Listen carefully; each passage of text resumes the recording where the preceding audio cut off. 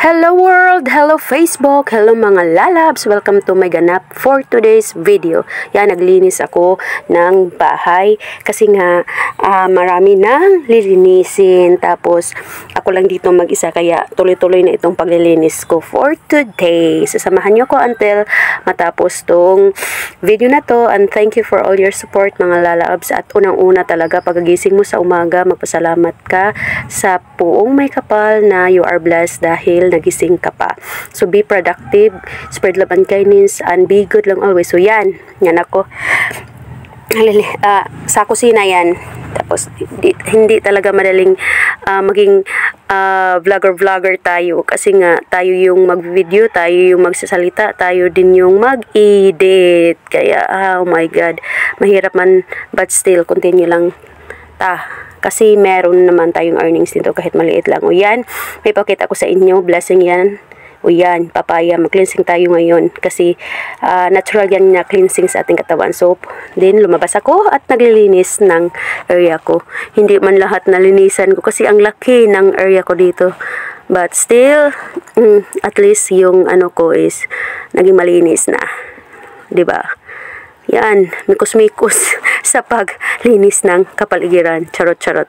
So, yan mga lalabs, be productive lang everyday para maging para maging maganda yung life mo. Maging productive din yung life mo sa araw-araw. Kahit mahirap, but patuloy pa rin tayong lumalaban sa mga hamon ng buhay. So, kaya instead of intindihin natin yung mga sinasabi ng iba, patuloy pa rin tayong kumakayod. So, papunta na tayo sa papunta na tayo sa kusina. Linisin natin yung papaya. Tapos hiwain. Then after that, kakainin. Need ko kasing mag-upload mga labs kasi nag-start na naman yung weekly challenge ko. So yan, bago muna, lininis ko muna yung old na tiles na yan. Ang tagal na yan. 50 years more than na yan. Kaya ganyan na yung kulay ng tiles. So, nilagyan ko muna ng Genrox. Tapos, binabrush ko.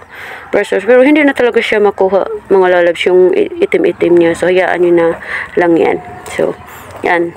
Patuloy pa rin si Chandra sa paglilinis. Kahit hindi malinis, hindi na babalik yung dating kulay ng tiles. Kasi nga, matagal na yan. Ito kasing tinitirahan namin is old house. Old na siya. More than 50 years na in service. Marami na din na tumitira dito. But buhay na buhay pa.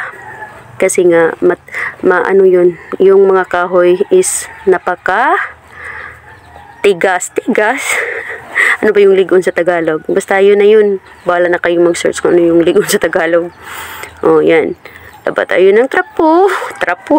Punas natin sa mukha mo dahil marites ka. Joke. So, yan. Inano ko na yan. And let's start. Cut the, papaya. O, yan na. Tinatagalog ko talaga para maintindihan nyo. Kasi pag Bisaya, hindi nyo maintindihan. Marami akong Tagalog na supporter. So yan, hihiwain ko na yung papaya. Actually, ang laki niyan, binigay nilang yan sa akin kaya thankful ako sa mga taong willing mag-share ng kanilang mga blessings to everyone. Yan, seedless pa yan, wala siyang seed. So yan, hati-hati ko na.